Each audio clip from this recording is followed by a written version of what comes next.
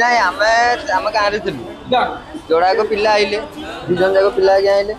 ଆଇଲେ ସେଠି କଣ୍ଟଟା ତଳେ ସେ କଣ୍ଟ ପାଖକୁ କେବେ ଯାଆନ୍ତିନି ପଳେଇଲେ କଣ୍ଟେ ଆଉ ଗୋଟେ ପିଲା କଣ ଥିଲା କଣ ପହଁରା ଜାଣିନାହାନ୍ତି ପଳେଇଲେ ଭିତରକୁ ଆଉ ପାଣି 2-3 ଲୋକ ପିଇଦେଲେ ତାପରେ ବାସିକି ରହିଲେ କେହି ବି ଆମର ପିଲା ନଥିଲେ ପିଲା ଯଦି ଆମେ ମାନେ କେହି ଗାଧୋଇଥାନ୍ତୁ ଆମେ ତାଙ୍କୁ ଆଣି ଦେଇଥାନ୍ତୁ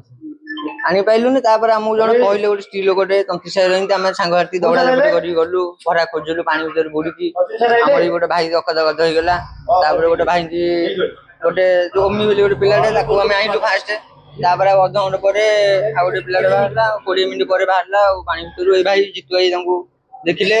ପ୍ରଥମେ ତ ସେମାନେ ବୁଡ଼ିକି ତା ପାଣି ଭିତରେ ଗୋଟେ ବଡ଼ଟାକୁ ଆମେ ଫାଷ୍ଟ ଟେକି ଆଣିଲୁ ବଡ଼ଟାକୁ ଆମେ ପଞ୍ଚିଂ କଲୁ ତା ପାଟିରୁ ବାନ୍ତି ବାହାରି ପଇଲା ଆମେ ଭାବିଲୁ ସିଏ ବଞ୍ଚିଯିବ ତାକୁ ଟେକିକି ଫାଷ୍ଟ ଲୋକଙ୍କୁ ପଠେଇକି ତାକୁ ମେଡିକାଲ ପଠେଇଦେଲୁ ପୁଣି ସାନଟା ପାଇଁ ଆମେ 2 ଜଣ ବୁଡ଼ିଲୁ ଗୋଟେ ହେଲା ହାପି ପୂର୍ଣ୍ଣପୁଅ ଆଉ ଗୋଟେ 3 ମୁହାଣୀର ଗୋଟେ ପିଲାଟେ ମୁଁ ନିଜେ ବୁଡ଼ି 3-4 ଥର ବୁଲିଲା ପରେ ଅକାତ ପାଣିକି ଆମେ ସମ୍ଭାଳି ପାରୁନୁ ବହୁତ ସେଠି ଡଙ୍ଗାର କାତ ପାଉନି ଆମେ ସେଠି ତଳକୁ ବୁଲିଲା ପରେ ଲାଷ୍ଟକୁ ଆମେ ଯେତେବେଳେ ଆସିଲୁ ସେ ହାତରେ ବାଜିଲା ହାପି ହାତରେ ହାପି ଏକା ଟେକିକି ଆଣିକି ଡାଇରେକ୍ଟ ତ ମେଡିକାଲ ନେଇକି ତାଙ୍କୁ ଗଲୁ।